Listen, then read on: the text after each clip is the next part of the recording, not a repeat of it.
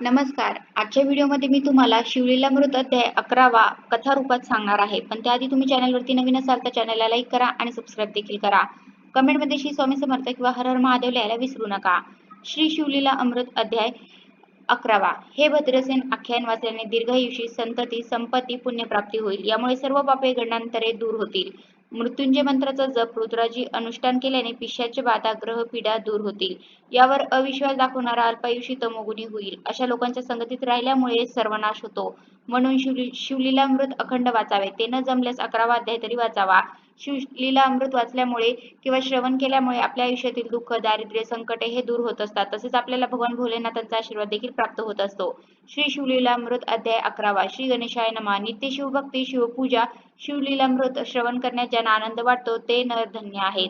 सूत म्हणतात, रुद्राक्ष भस्म धारण करणाऱ्यांचे पुण्य अपार असते. हजार रुद्राक्ष धारण करणारा शिवस्वरूप मानून इंद्र त्याला वंदन करतो. त्याच्या दर्शनाने अनेक जीवांचा उद्धार होतो. 2 दंडात 16 शिकेमध्ये एक अशी रुद्राक्ष बांधून त्यावरून केलेले स्नान त्रिवेणी स्नाना इतके फलदायी असते. मनगटात 12 गळ्यात 108 रुद्राक्षांची माळ धारण केल्यामुळे लक्ष्मी प्रसन्न होते. एकमुखी रुद्राक्ष विशेष फलदायी. त्याचप्रमाणे 5, 6, 8 चौथ्या मुखांचे रुद्राक्षावर शिवमंत्राचा जप केल्याने ते पुण्यकारक होतात. रुद्राक्ष शिवपूजन केल्याचा प्रभाव किती असतो यासंबंधीची एक कथा आहे. ऐका. काश्मीर देशात भद्रसेन नावाचा राजा होता. त्याचा प्रधान ज्ञानी नीतिवान प्रजाहितदक्ष होता. प्रजा राजाची स्तुती करीत होती. सुंदर पतिव्रता पत्नी, विद्वान गुणी मुलगा, कृपाळू सर्वज्ञ, गुरु हुशार, आज्ञाकारी, गुरुभक्त, शिष्य, विद्वान वक्ता, मननशील श्रोता, आरोग्य संपन्न, दानशूर दाता हे सर्व पूर्वजन्मातील पुण्याने प्राप्त होतात. पुत्रप्राप्तीसाठी राजा भद्रसेन आणि मंत्री यांनी पुष्कळ अनुष्ठाने व्रत केली. तेव्हा त्या दोघांना एक एक पुत्र झाला. राजाचा मुलगा सुधर्म, प्रधानाचा मुलगा तारक. दोघेही जन्मापासून शिवभक्त होते. सतत शिवाचे ध्यान करीत. माता पिता एकुलता एक पुत्र म्हणून मौल्यवान दागिने, वस्त्रे घालून त्यांना सजवीत, कौतुकाने न्याहाळीत. परंतु दोन्ही बालकांना साधेपणाने राहणे पसंत होते. ते अंगावरील दागिने, मौल्यवान वस्त्रे ब्राह्मणांना देऊन टाकत आणि अंगाला भस्मलेपन करून रुद्राक्षाच्या माळा घालीत. शिवपूजा, शिवाचे ध्यान, शिवकीर्तन, भजन, शिवनामाचा जप यामध्ये ते रमून जात. हेच काम त्यांना प्रिय वाटे. एकदा राजाच्या पुण्याईने पराशर ऋषी काही ऋषींना घेऊन राजाकडे आली. वशिष्ठांची नातू पराशर ऋषी, त्यांचा पुत्र व्यास महर्षी, त्यांचा पुत्र शकुमनी अशी तेजस्वी ज्ञानी परंपरा होती. पराशर ऋषींनी पूर्वी राक्षस सत्र केले होते. भद्रसेन राजाचे पराशर ऋषी कुलगुरू होते. ऋषी मंडळी येताच दोन्ही हात जोडून राजा व प्रधान त्यांना सामोरे गेले.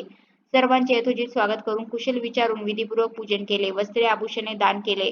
स्वादिष्ट भोजन दिले. त्यानंतर राजा प्रधानाने आपली दोन्ही मुले ऋषीच्या पायावर घातली. राजा व प्रधान म्हणाले, गुरुदेव, आम्हा दोघांची मुलं 2 मुलं रात्रंदिवस शिवपूजा, शिवध्यान, शिवनामाचा जप यात दंग असतात. त्यांना मौल्यवान वस्त्रे, आभूषणे आवडत नाही. ते कोणाशी बोलत नाहीत. राजस्व, वैभव यांना आवडत नाही. यांचे आचरण पाहून आम्हाला यांची काळजी वाटते की पुढे हे तरुण झाल्यावर राज्यकारभाराची सूत्रे कशी सांभाळतील. मुलांना आशीर्वाद देत त्यांच्या तेजस्वी मुखांकडे पाहून पराशर ऋषींना आनंद वाटला. ते म्हणाले, हे दोघे शिवभक्त का झाले यासंबंधीची एक कथा आहे, मी तुम्हाला सांगतो. काश्मीर देशातील नंदीग्राम नावाच्या शहरात महानंदा नावाची वेश्या होती. ती अत्यंत धनवान, सर्व प्रकारचे वैभव सत्ता तिच्या जवळ होती. तिच्या अप्रतिम गायन कलेमुळे, नृत्यातील प्रावीण्यामुळे शहरातील उच्च श्रीमंत व्यापारी अधिकारी तिच्याकडे येत. परंतु ती आपल्या व्यवसायात प्रतिवत्ता होती. ज्या दिवशी एका पुरुषाबरोबर संबंध ठेवला जात असे त्या दिवशी अन्य पुरुषाला ती भेटत नसे, मग तो कितीही धनवान असो. याशिवाय ती परम शिवभक्त होती. सोमवार प्रदोष शिवरात्रीचे व्रत नियमितपणे करी. 1,00,000 बेलपत्र शिवपिंडीवर अर्पण करून पूजा करीत असे. अन्नछत्रही तिने चालवले. उदार आणि व्रतीने ती दानी होती. श्रावणात 1 कोटी शिवलिंग तयार करून त्याची पूजा ब्राह्मणाकडून करून घेई. त्यांना दान दक्षिणा देई. तिने आपल्या घरी 1 कुत्रा आणि 1 माकड पाळले होते. तिच्या नृत्यशाळेत त्यांना बांधून ठेवले होते. कौतुकाने त्यांच्या अंगाला भस्म लावी. त्यांच्या गळ्यात रुद्राक्षाच्या माळा घालीत असे. आपल्या प्रसन्नतेसाठी तिने त्यांनाही शिवभजनाच्या तालावर नाच करायला शिकवले. ती नाचू लागली की ते दोघेही नाचत. तिथे शिवपूजा, शिवकीर्तन, गायन होत असे. महानंदेच्या संगतीने त्यांना शिवभक्ती घडत असे. नृत्यशाळेतच तिचे छोटेसे शिवमंदिर होते. एकदा तिची भक्ती परीक्षा करण्याकरिता शिवाने व्यापाराचे रूप घेतले व ते महानंदेकडे आले. शिवाची पुरुषी लावण्य पाहून ती तन्मय झाली. त्यांचे स्वागत करून तिने त्यांना मंचकावर बसवले. त्यांच्या हातातले रत्नजडित कंगन तिने पाहिले. त्या क्षणी व्यापाऱ्याने ते कंगन काढून महानंदेच्या हाती दिले. महानंदेला आनंद झाला. ती म्हणाली, आजपासून 3 दिवस मी तुमची दासी झाली. असा करार झाला. व्यापाऱ्याने ते मान्य केले. त्यानंतर व्यापाऱ्याने आपल्या जवळील दिव्य शिवलिंग काढून तिच्या जवळ देत म्हटले, हे शिवलिंग मला प्राणापेक्षा प्रिय आहे. हे भंगले, जळून गेले किंवा हरवले तर मी अग्निप्रवेश करील. म्हणून तू हे शिवलिंग काळजीपूर्वक जपून ठेव. माझे व्रत फार कठीण आहे हा. अवश्य. म्हणून महानंदेने हे तेजस्वी शिवलिंग नृत्यशाळेत नेऊन ठेवले. थोड्या वेळाने ते दोघेही रत्नखचित मंचकावर झोपले. तिला झोप लागलेली पाहून शंकरांनी लीला केली. नृत्यशाळेला आग लावली. आगीचा ज्वाला पाहून लोक आरडाओरडा करू लागले. महानंदा शांत झोपलेली होती. तिला व्यापाऱ्याने जागे केले. ती धावतच नृत्यशाळेत गेली. तेथे बांधलेले कुत्रा व माकड मुक्त केले. ते पळत जंगलात निघून गेले आणि तेवढ्यात नृत्यशाळा भस्म झाली आणि अग्नी शांत झाला. तेव्हा व्यापाऱ्याने विचारले, महानंदे, माझे दिव्य शिवलिंग या आगीत जळाले की काय? तुला मी काळजीपूर्वक सांभाळून ठेवण्यास सांगितले होते. एक तास महानंदा घाबरी झाली. शिवलिंग भस्मसात झाले या विचाराने पश्चाताप करू लागली. व्यापारी म्हणाला, आपल्या कराराचा आज दुसरा दिवस आहे, परंतु शिवलिंग भस्म झाले म्हणून ठरवल्याप्रमाणे मी अग्निप्रवेश करतो. असे म्हणून व्यापाऱ्याने चिता तयार केली आणि ओम नमः शिवाय म्हणून चितेत उडी घेतली. हे पाहून महानंदा दुःखी झाली. तिने ब्राह्मणांना बोलावून आपली संपत्ती, महाल सर्वांचे दान केले. यानंतर तुम्ही स्नान केले, अंगाला भस्म लावले, रुद्राक्ष धारण केले, शिवाचे ध्यान केले आणि त्याच अग्निकुंडात हर हर शिव शिव म्हणून उडी टाकली. त्या क्षणी उदयचलावरून सूर्यप्रकाश व्हावा तसे भगवान शंकर प्रकट झाले. त्यांनी सहजपणे महानंदीला वरचेवर उचलले, छातीशी धरून म्हणाले, मी तुझ्यावर प्रसन्न आहे, हवा तो वर माग. तेव्हा ही सर्व नंदीग्राम नगर उधळून यावे, तथास्तु म्हणत शिव अंतर्धान पावले. अशा प्रकारे आपली माता, बंधू, नगरवासी यांच्यासह महानंदा शिवलोकी गेली. ते शिवलोकी आदी व्याधी क्षुधा तृष्णा नाही म्हणून ते भेदबुद्धी, कामक्रोध, दुःख मद्य मत्सर नाही. तेथील पाणी अमृताप्रमाणे गोड, कल्पतरूची बनी, कामधेनूची खिल्लारे, चिंतामणीची घरे. तिथे शिवभक्तांना जे पाहिजे ते त्वरित लागते. ही कथा सांगून पराशर ऋषी म्हणाले, राजे, महानंदेने पाळलेले माकड आणि कुत्रा या जन्मी सुधर्मा आणि तारक म्हणून जन्माला आले आहे. पूर्वजन्मीच्या शिवभक्तीच्या पुण्यामुळे या जन्मी त्यांना मानवदेह अधिकाराप्रमाणे मिळाले. ते दोघे योग्य वेळ येताच त्यांच्या अधिकाराप्रमाणे उत्तम राज्यकारभार करतील. तुम्ही त्याची चिंता करू नका. ते तुम्हाला शिवभक्तीची दीक्षा देतील. भद्रसेन राजाने प्रधान अपत्यासह पराशर ऋषींना साष्टांग नमस्कार केला. ते म्हणाले, आम्हाला सुपुत्राचा लाभ झाला, आम्ही धन्य झालो. आता हे दोघे किती काळ राज्यकारभार करतील, यांचे आयुष्य किती आहे हे कृपया आम्हाला सांगा, कारण ते दोघे नवसाचे एकुलते असल्याने आम्हाला प्राणप्रिय आहे, म्हणून आपल्याला विनंती आहे. पराशर म्हणाले, राजा, खरे सांगितले तर तुम्हाला दुःख होईल आणि खोटे बोलले तर मला पाप लागेल. तेव्हा ऐक, तुझ्या मुलाला आज 12 वर्ष पूर्ण झाली आहेत. आजपासून 7व्या दिवशी तुझा मुलगा मृत्यू पावेल. हे ऐकताच राजा मूर्छित होऊन पडला. सर्व जनता शोक करू लागली. अंतपुरातील स्त्रिया रडू लागल्या. राजा शुद्धीवर येताच हाय करून शोक करू लागला.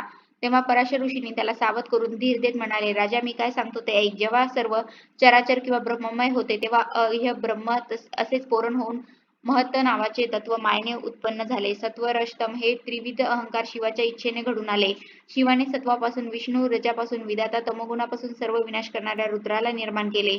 सृष्टीच्या रचनेची विद्या त्याला आज्ञा केली आणि 4 वेदांचे सार असणारा रुद्राध्याय शिकवला. हे शिवाचे रूप आहे असे सांगून विधात्याने आपल्याला आपल्या 7 पुत्रांना उपदेश दिला. रुद्राध्यायाच्या अनुष्ठाने आयुष्य वाढते, म्हणून हे राजा भद्रसेना, तू रुद्राची अवतरणे कर, शिवाला अभिषेक कर. याच्या प्रभावाने तुझ्या पुत्रावरील मृत्यूचे संकट दूर होईल आणि तो चिरंजीव होईल.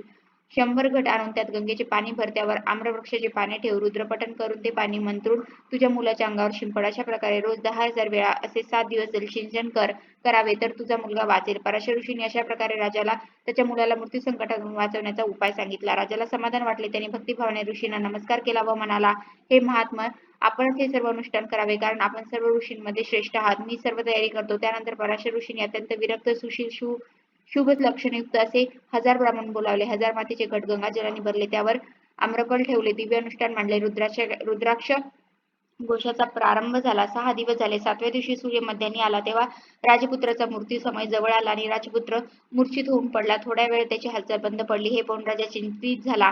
पराशर ऋषीने राजाला धीर दिला. ब्राह्मण राजपुत्राच्या देहावर अभिमंत्रित केलेले पाणी शिंपडीत होता.